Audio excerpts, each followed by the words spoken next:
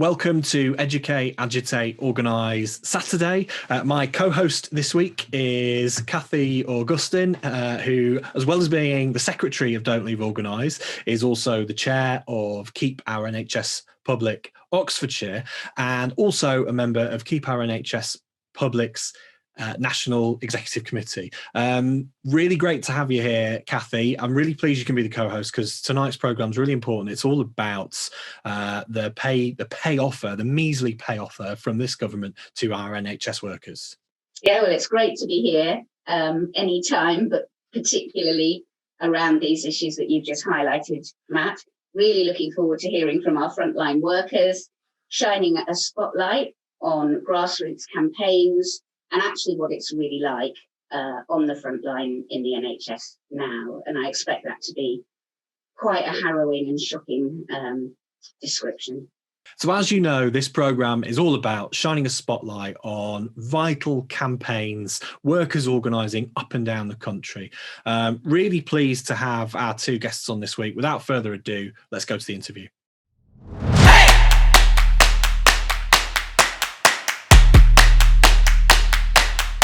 There are few people who understand the impacts of the COVID crisis as acutely as our frontline workers in the NHS. The NHS has been run down after more than a decade of austerity and cuts and so-called efficiency measures that just add to the workload of our vital frontline staff. We've seen the hypocrisy of us being asked to clap for carers during the height of the crisis, but now we see, when it comes to setting a budget, the Tories have offered a measly 1%, which, when we factor in the 10-year pay freeze and inflation, in real terms is a pay cut. I'm really privileged to be joined this evening by two workers from the sector. Alison Brown, who is, as well as being a paramedic, she's an area secretary for the Unison Yorkshire Ambulance branch, and also John Ingleson, who is, as well as being an ODP in operating theatres, he's the chair of the Unison Leeds Teaching Hospitals. Thanks for joining us, John and Alison. Really pleased to have you here. Before we get into the details of this 1% pay offer, I think it's important that we understand the context of the state that the NHS is in after 10 years of Tory stewardship. Alison, I wonder if you could talk about that a bit. Well, I've worked in the ambulance service for a good while, 20 years, and I would say in the last 5 years, the workload has, really been noticeable, that we've really been massively under pressure all the time, particularly in winter. Obviously, it's relentless, and that's, that was before we went into the crisis. So the workload has massively increased, the stress has massively increased, and I think part of that has been because the cuts in local authority services and other health services has meant that when there's shortages there, people turn to the emergency services. So from an ambulance service point of view, that's meant a massive increase in our workload. And that's kind of fundamentally a stealth cut, isn't it? That's not instead of cutting the NHS directly, it's cutting local authorities. Exactly. So one of the most obvious things has been around mental health services, that, the provision's just not there for people. And so they, they're in crisis, and so they call us. And so, John, I mean, David Cameron had the audacity to say that because of his austerity measures, he'd future-proofed our public services to deal with the COVID crisis. And that's demonstrably false. I wonder if you could, what's your experience been? Well, I think you're looking at cutting the bursary, cutting education fees for student nurses and other allied health professionals. That's left a real gap. What we're really seeing now, that's not immediately obvious, is it? Because you've got your established workforce. But if you keep cutting and cutting and cutting, you're then left with the bare bones. And certainly the last few years have been far busier, far more pressure on the front line in clinical settings because we've got less staff coming through, and the staff who are there are tired. And we talked a bit about, before we started recording, about the impacts of, well, first of all, I mean, I think, talk us through, I mean, I'd be really interested to know, I mean, I think everyone saw really harrowing photographs of health workers with, they've been wearing PPE for hours at a time, and the impact it had on their face. And it obviously wasn't just a physical impact, you could see it in their eyes. I wonder, John, if you could just talk us, you were talking about it a bit before, if you just sort of tell us a bit about that. Yeah, it's exhaustion. You wear full PPE for a long time. It is, you're not drinking that time, you're not going to the toilet, you're hot, you're uncomfortable. You're anxious while you've got that PPE. You're in a state of high alert, aren't you? It knocks it out of you. It really does. And I know we'll go on to the 1%, but during that time, you think, we're going above and beyond here. We're working in very uncomfortable conditions, and you're hoping, oh well, there will be some reward at the end of this. We're doing this in the short term, and to come at the end of this year, it's basically a year exactly, isn't it, since all this started in the UK, to say this 1% pay cut is on the table. That's not what people spent 12 hours in PPE for. Yeah, Alison, I wonder if you want to comment on that. Yeah, I mean, in our jobs, we can't stay socially distant from people. We are close up. So, in terms of the assessments and the treatment we give, we have to be close up to people. And these are people which in many cases are, we know have got COVID. So in PPE that many of us have felt has been inadequate. So, we have been at the forefront of putting ourselves at risk of COVID, and most of my colleagues have had COVID. Some of those people have been severely affected. Some people have died. Some people have been in intensive care. Some people have long-term COVID and long-term health issues because of contracting the disease. So, that's the risk that people have had to face on a daily basis, just because it's their job to do that. And, some people have had COVID and recovered well, but that constant risk that's there has obviously taken its toll on people. And, we've noticed it just in relationships at work. It's just that little bit more fraught, really, I think. And it sounds like there's as well as obviously there's the long-term impacts of COVID itself, which we still don't really clearly understand in detail. But it sounds like there's we're saving up a real. There's already, it sounds like, a mental health crisis in the profession, in the sector. But it sounds like we are really building problems down the road. Would you say that? I do worry, Matt.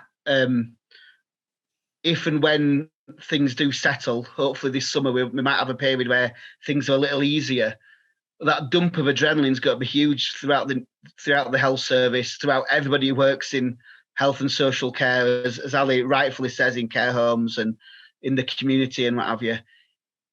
People have knuckled down and done when you go back to your normal workplace and life becomes normal. I think the reality of what we've just been through has got to hit people.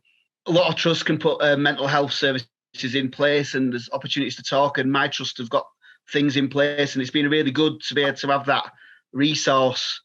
However, I'm convinced there's got to be a real hole in staffing numbers in the summer when people look back and reflect, and will crumble. I'm sure they will. And that's not helped at all by this pitiful pay offer. I think the shortages, 100,000 vacancies in the NHS before we've even started. And then you're going to have people who have kind of come through this and feel that they haven't got any more to give, really. Fatigue, compassion fatigue. And, they'll think, well, that's me done now. So I think you will have people leaving post-crisis, and those vacancies are going to be more and more apparent. And, really the way that you fill vacancies is by making the terms and conditions better and making the pay better. And the Tories are doing the exact opposite of that. So, it's cutting at the heart of the NHS, really. And that's fundamentally it, isn't it? This is about how the government acts as custodians of the NHS. And I mean, they love to say there's no magic money tree, right? Which is, I mean, let's leave that to one side for the moment. But even if that were the case, then that would somewhat imply that there's kind of either ors for things, isn't there? Now, we know that they have, and I think it's safe to say, squandered an absurd, a criminally absurd amount of money on test and trace, which we don't even really talk about anymore. Other than Grant Shapps saying we would have been in a really much worse place without that system in place. I mean, we could have sent about 10 missions to Mars. This is Jeff Bezos money. This is mad.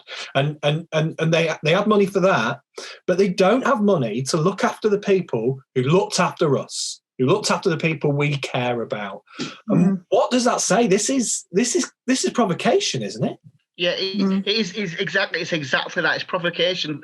They've not liked that public services have had this big platform throughout the last year that we've been on the front page of newspapers. We're getting praise saying the NHS is, all the hero stuff that I'm not really comfortable with. But public services they've proved their worth over this last year. The Tories don't want that. They want the focus to be on private industry, and private industry is what how society runs. When it came down to it, as public services who stood up, isn't it? And they don't want that. That provokers to try to turn the public against us, greedy nurses, or at least they've got jobs. It's got to be provocative, because I don't know what else it is. As you say, there's been plenty of money for other things. Alison, what are your thoughts? Well, I think that this year has been evidence, if you ever needed it, that the health service, good public health provision, and public services, in other words, measures to challenge inequality, are essential to society and to the economy, our economy and their economy as well, actually. That these things are not separate. If you don't have a basic healthy society, you're not going to have a thriving society. So it's, this division between private and public and economy and health is just completely false. And this year has proved that. It's proved it fundamentally. And I really think we have to, have that argument and talk to people. We're not just asking for a pay rise because we've done a really good job. We're asking for a pay rise to save the NHS for the wider community, as well as because we've done a good job.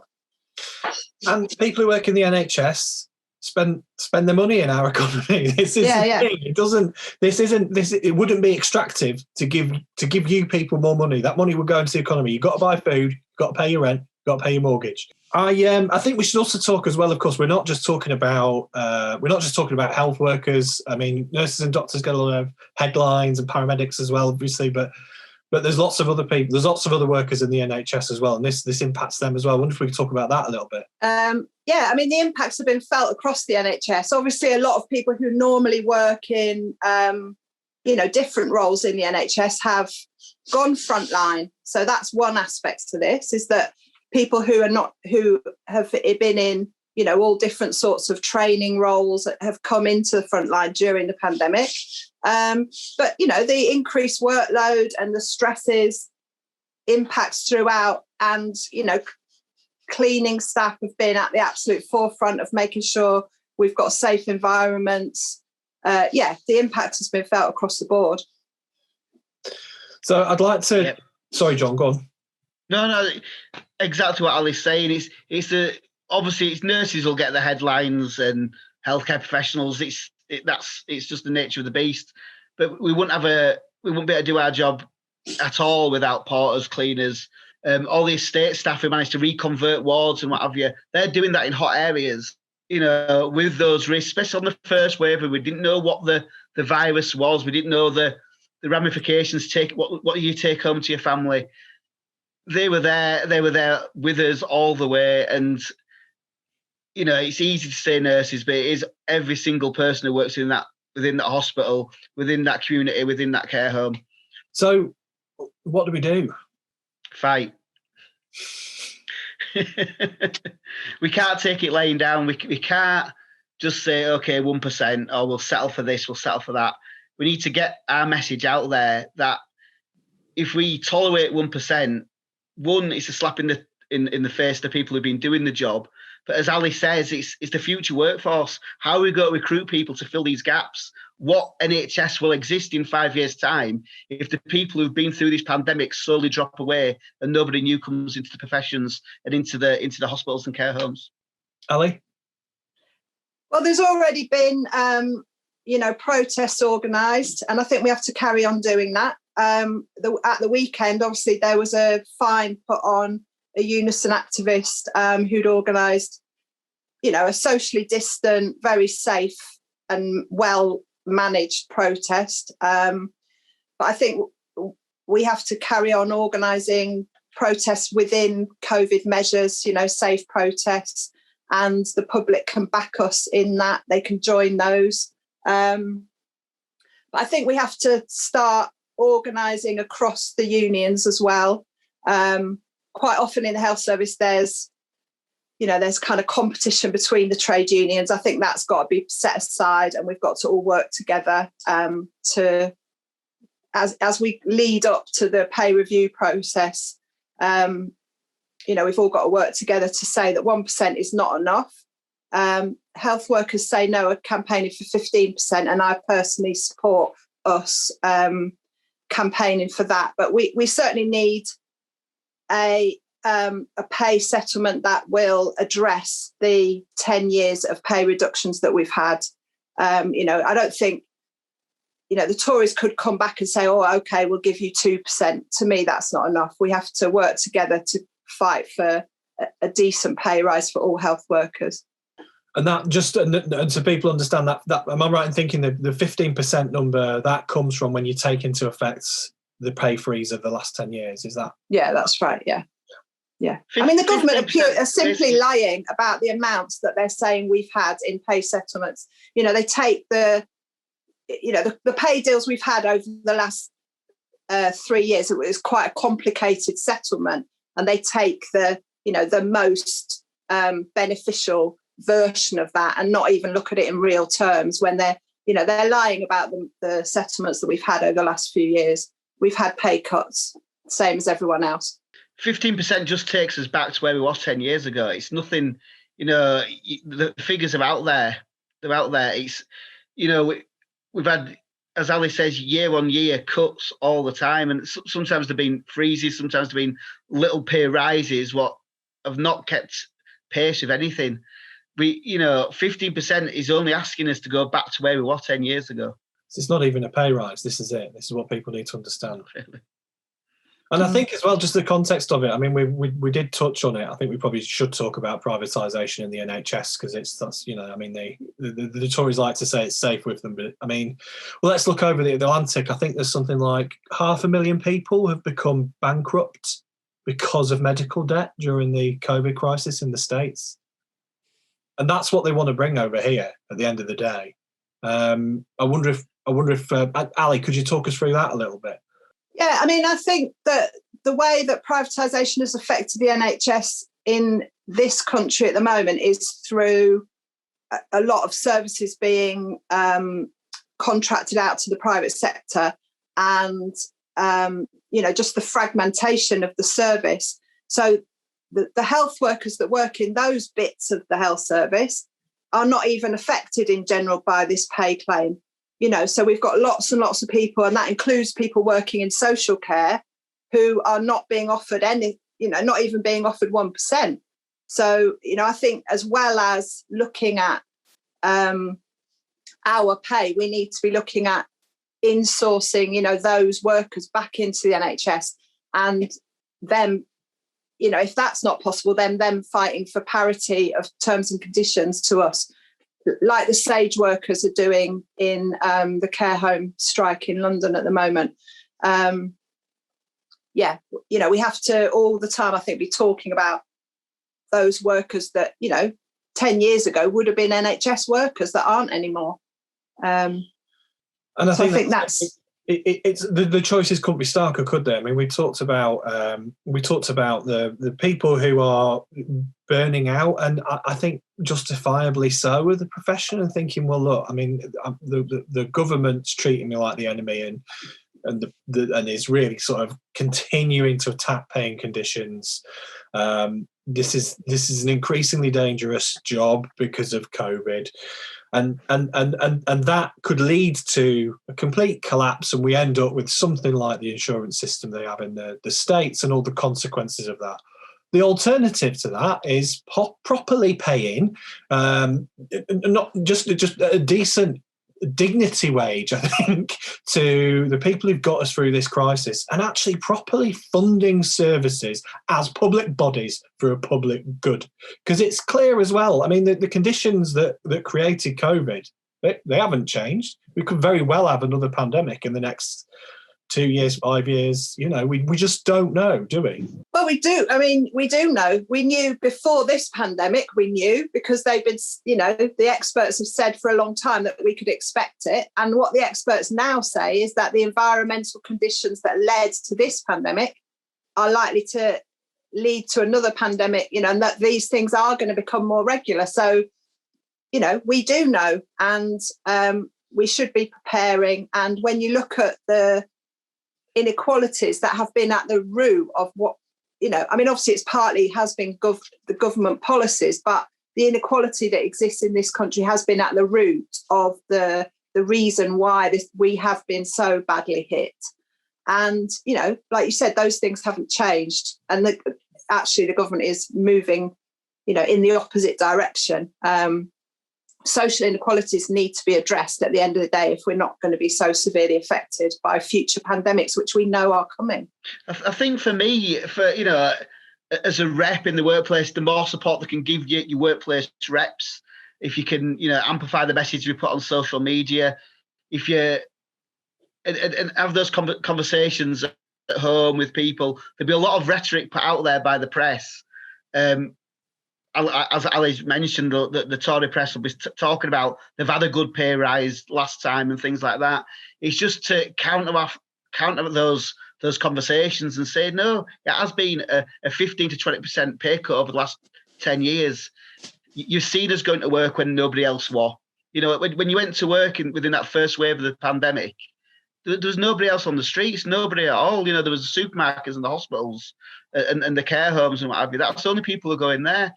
And it's asking members who don't have much time, they're working a lot of hours as it is, but just making sure that they don't get swayed by lies, what have got to be out there. And it's our job to, you know, to back them up doing that as well, and getting them information what says this is lies. And there's going to be much more of it to come. As you say, we've got to be framed as the enemy when we want more money and when we want to take hopefully some direct action to stop this. Yeah, I think if you're a health worker, then make sure you join a trade union. Make sure that you get as active as you can do in your union. Speak to your reps, talk to your workmates. If you're not a health worker, if you're, you know, I mean, everyone is a user of the NHS, so you can get your voice heard from a patient point of view. You know, back any sort of protest that you see. There's petitions going round for, you know, against 1% and for a decent pay rise. Support those. And I agree with what's been said, that we are not pitting ourselves against people that work in the private sector. You know, we have been campaigning for safe workplaces in the private sector as well. You know, this isn't an us and them thing. This is, you know, us winning will be beneficial to, you know, across the board, I think, for workers. So, you know, don't believe when they're trying to divide us, don't believe those lies, really. And so I hope you don't mind me asking this question, but you work really hard jobs, very unsociable hours, but at the same time, you're also really active and capable organisers in your sectors. I mean, what inspires you to do it? What's inspired me is seeing my colleagues over the last year. I mean, seeing people going to work, in tears, but still fronting up every day and turning up. I want to help those people, the fantastic, fantastic people. And that's not, as we keep repeating, it's not just nurses, it's all the support staff around there. You know, I want to do what I can within my role within the branch to big them up, get them the rewards they've clearly deserved. And, you know, I want to leave an health service and public services for my children. As things are going, we've got to lose these things. I don't want my kids to grow up without a health service. I really don't. Yeah, I think, you know, when I speak to my colleagues, then you see how you know, well they do their jobs, how much they put into their jobs, the stresses that are caused. You know, it's part of me to you know, to fight for that. And sometimes you just can't not do it, really. That's how it feels to me. You know, people are told that, you know, you have people like Boris Johnson making out he's an expert on things because he went to this Oxford or whatever. You know, no, the experts are the people I work with every day. You know, they're the people that I meet when I go into care homes. They're the people that know what's actually going on, and they're the people who have been at the forefront of pushing for the measures that are needed during the pandemic. You know, that's who knows, you know, how the best way to run our services are, and those people should be listened to. So, you know, just speaking up and saying what you think is always important. That's great. Thank you so much, and thank you for everything that both of you do. Do you have any final message for our viewers? I think my final message is to just be wary of what's coming. And 1%, I think that's pretty easy to say no to. Then there's been talk today of, oh, well, they might get 2%, and 2% might have been discussed in Parliament. I mean, 2%, that's rubbish as well. You know, this is a significant pay rise we want, and it's a significant pay rise you should campaign for and fight for. And don't get swayed by that. And let's stick together, all the different unions, different colleagues, different grassroots organisations, all stick together and keep fighting and keep educating everybody around us who we can speak to at the moment. Yeah, I can't do better than that, really. Stick together, don't believe the hype, don't trust the Tories. That's enough. Fantastic. Well, listen, thank you so much to both of you.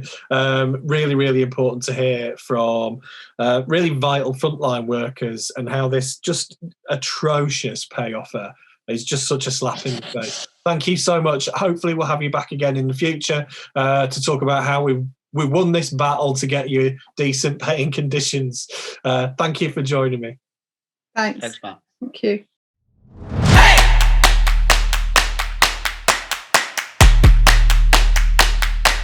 So we've just heard from two excellent comrades on the front line in the NHS, and they made reference to a very recent protest. Now, I'm delighted at very short notice to be joined by Karen Reisman, who is a Unison rep.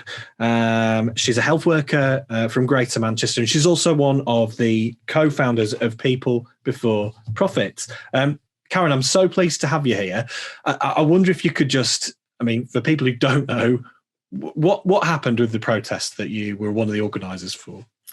My union branch, at very short notice, in response to the overwhelming sort of anger amongst health workers about the 1% offer, organised a small, very safe, socially distanced protest, fully risk assessed, on Sunday in the town halls, St Peter's Square in Manchester. And I was approached by the police a number of times while we were in the square, and we had a debate about whether or not, initially they said it was fine, and then they came back and said the sergeant says it's not.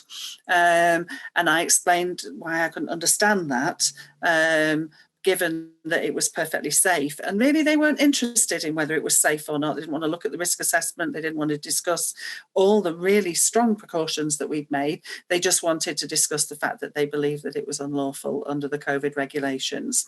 Eventually, I explained to the people there that this is what they were saying and this is what we were saying, and I was waiting for Silver Command to come back and to give a response to what I'd said.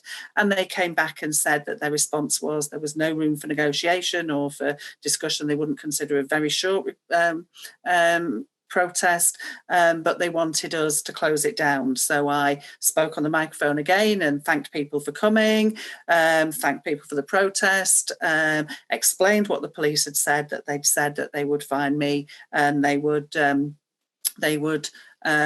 also inform my employer and the NMC, the Nursing and Midwifery Council, and that in the light of that, we were closing it down, and closed it down.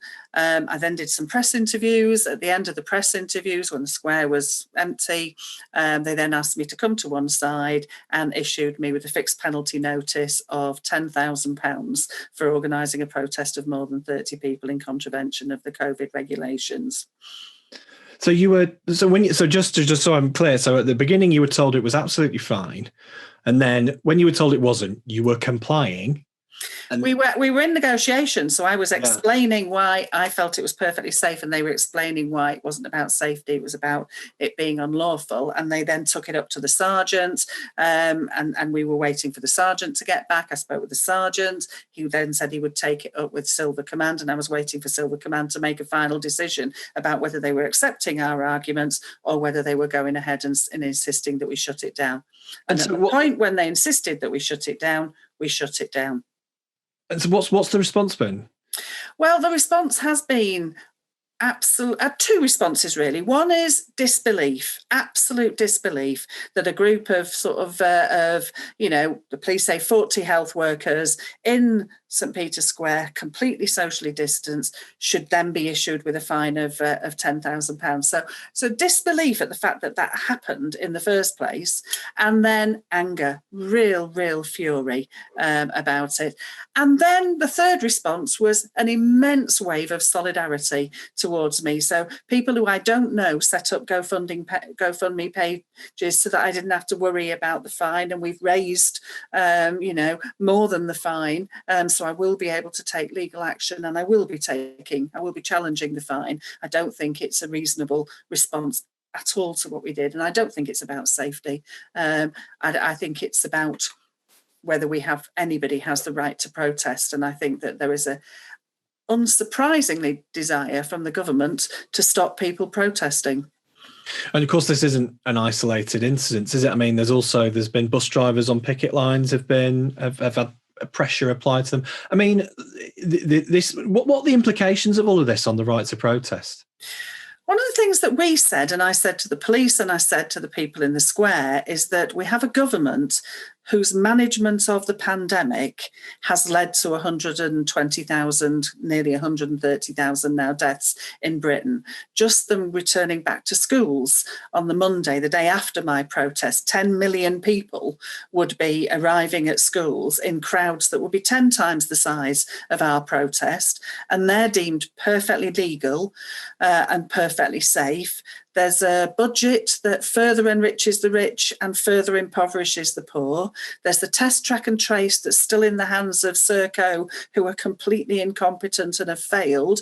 £37 billion spent on that, which interestingly, had they spent that on NHS wages, they could have given us a 15% pay rise for 25 years out of what they've spent on a failed test and trace mechanism. So it's not that the money's not there, it's what they're choosing to spend the money on. And I think the anger that exists about the way that they're choosing to spend the money, constantly looking to profits rather than to people, putting our, as health workers, lives at risk, putting the general population's life at risk, and continuing to do so.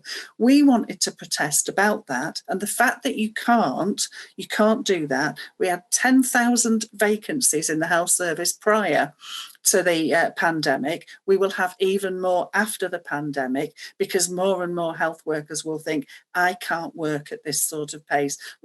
People have died. We've had over 850 people died, and we think it's a lot higher than that, but they've stopped recording. We know lots and lots of health workers who've got long COVID and now are unlikely to return to work, certainly not in the role that they were doing prior. But also we have people who are absolutely exhausted, doing 2, 3, 4, 6 people people's jobs sometimes. So you'd have an intensive care nurse who used to look after one person, was looking after six, and doing it for days on end to cover sort of gaps in shift. We just haven't got enough healthcare because of 10 years of austerity. And that's not gone away. And unless the government invest in health workers and the health service, your health service and my health service is not going to be there when we need it. So when it comes to safety, we believe we were out there fighting for safety, and we were doing it in a safe way. And to say to the government, to say to me, you will be fined £10,000. I just think is saying, I don't want you to protest about that. You can send an email, you can have a Zoom meeting, but what you can't do is go and organise protests. And there's something fundamentally wrong about taking away what is our basic human right to be able to protest about the way the world is. I think there's something wrong, and I'm not surprised the government want to do it. I will want to do it if I were them, because they know they haven't got the support for the policies that they're putting in. And I think it does have consequences if we allow them to get away with it. So how can we fight back?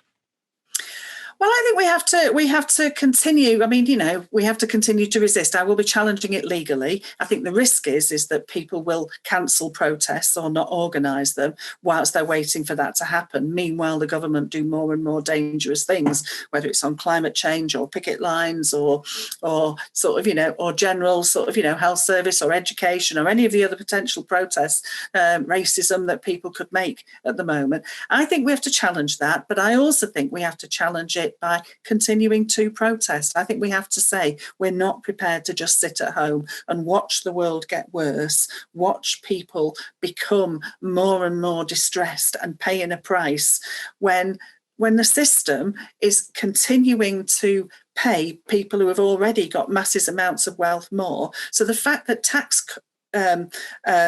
taxes for the rich and for businesses have been delayed, whereas cuts for ordinary working people, the pay freeze for everybody else is 0%, and somehow they said we should be grateful for 1%, and how Keir Starmer or Angela Rayner thinks 1.2% is going to satisfy us does astound me. And I think lots of health workers are very, very angry about the fact that they've come in at such a low level when you look at what we've asked for. 20% loss we've had in the last 10 years.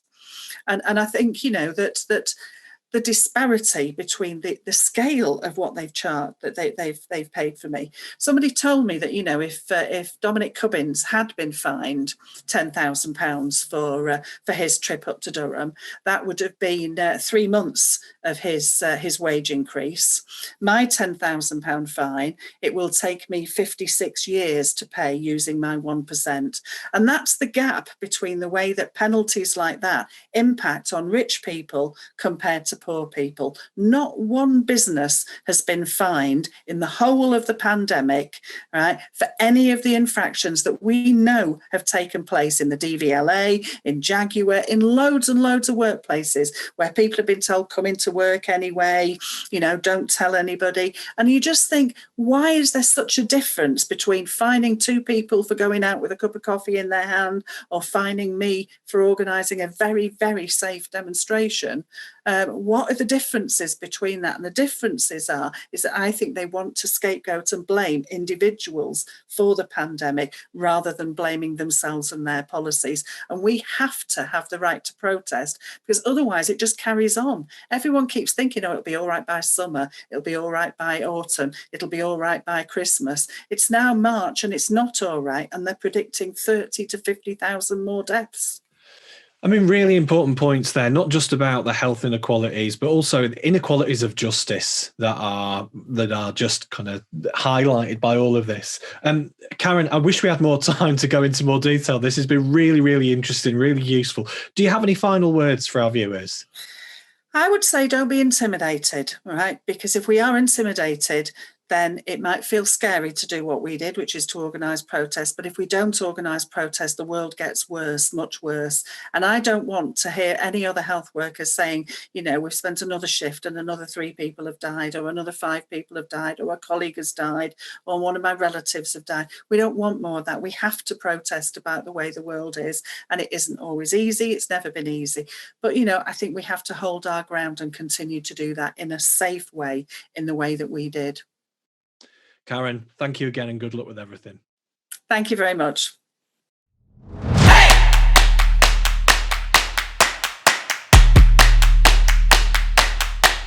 So we've just heard from two frontline workers who, you know, they've lived the degradation of the NHS. And well, Kathy, it's that quote from Chomsky, isn't it? You know, this is privatization 101. You run down the service, you run down the people until it falls apart, and then you sell it to your mates. Yeah, pretty much. And that has been happening for longer than lots of people realise. I mean, if you go back to the very start of the NHS, the Conservative Party, who claim that they supported the formation of the NHS, absolutely did not.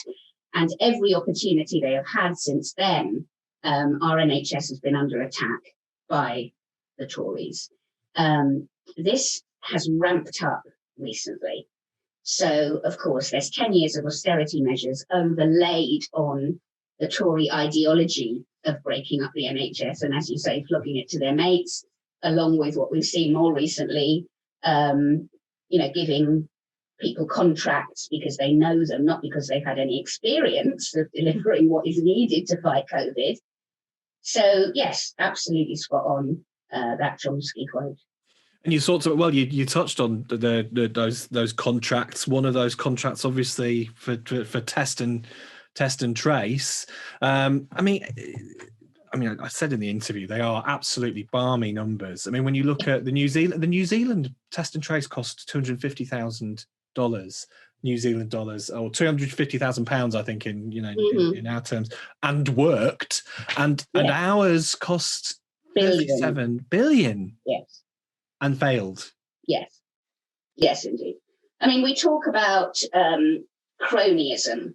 It's actually corruption, I think.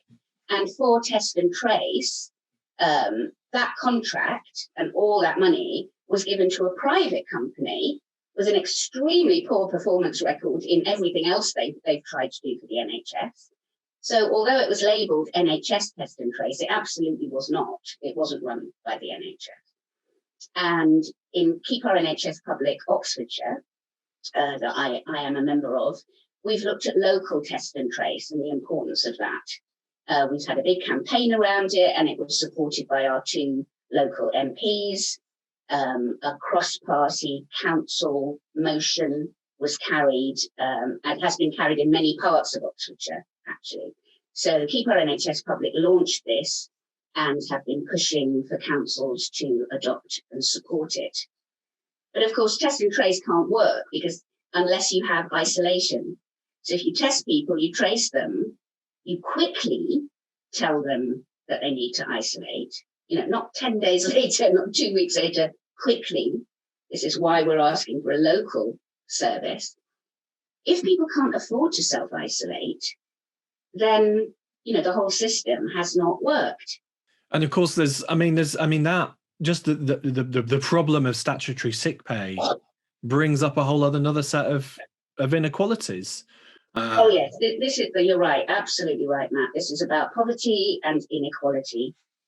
How can people afford to self-isolate if they, remember, 2 million people, mainly women, do not get any kind of sick pay, even though they're in work. So if you're on a 0 hours contract or part-time, you may not get any sick pay at all. So as a bit of a stop to that, I think, the government introduced this isolation payment of £500, which in itself, may not cover people's rent or food or bills, but it is there. So that sounds great on the face of it, but colleagues in Keep Our NHS Public have done some research about how these isolation payments have been working out. And across England, there are only 2 councils that have allocated 70% or more isolation payments to applicants. So what that means, for example, is that many, many councils are refusing a whole range of applications. We are looking into how they actually make those decisions. But in Oxford, only 10% of the applications for isolation support, only 10% have been so far allocated. 90% have been rejected. and we're looking into why that might be. And obviously, if people can't isolate, it's very difficult for them to do the responsible thing, and the disease spreads. I mean, we've already sort of seen it. Looks like the R rate might be inching back up. Yeah. With all the implications of that. And I think as well, obviously, the focus of this program has been about NHS pay, and justifiably so. I mean, it's an insulting offer of 1%, but of course, with regards to the NHS, I mean, the budget fell short in a number of other ways. Nothing about social care. I mean, workers in social care aren't even getting a measly 1%. This is underfunding. This is effectively cuts and cuts and cuts. We know so many people have said the NHS is in the most precarious position it has been since its foundation. And we went into the pandemic with the NHS in that parlous state. Unfortunately, I've seen statistics about, people's faith in the NHS is reducing, which is a terrible shame. And that's why it's really important for programs like this to get people from the front line in, explaining what's going on, campaigners explaining, that we are living that Noam Chomsky quote that you gave us. And if we're not careful, this government will succeed, and we will end up with an American insurance model, which means that unless you have comprehensive insurance, which costs a fortune, or private wealth, we're going back to pre-1948 times. And, we mentioned it in the interview, but I think it's worth reiterating. In the United States, during the COVID crisis, the ongoing COVID crisis, so far, 500,000 people have declared what they call medical bankruptcy. That's becoming bankrupt because you can't pay your medical bills. I mean, and that's our future unless we stand up and fight. Kathy, really glad you could join us for this wrap up. Do you have any sort of final words for our viewers? Well, we need to remember that a big issue that has arisen from the pandemic is about health inequality. Almost 2 million UK adults have lost at least a third of their income during the pandemic, with no resort to benefits or help of any kind. For test and trace to work, we need to support people to self-isolate, either by making sure they get the support payment that the government has brought in, and or fair and just statutory sick pay. And these things are completely interwoven and absolutely necessary to keep control of the pandemic. So there you have it. I mean, support the excellent comrades we had early on in the programme. Use the hashtag NHS Pay. Also look for content around the Full Sick Pay Now campaign. That also has a hashtag Full Sick Pay Now. Support Keep Our NHS Public. We'll put links to all of these campaigns and information you might need in the description of this video. And most importantly, do not go gentle into that good night. Watch Educate, Agitate, Organise every Saturday night. Kathy, thanks for joining me. Thank you so much. Solidarity.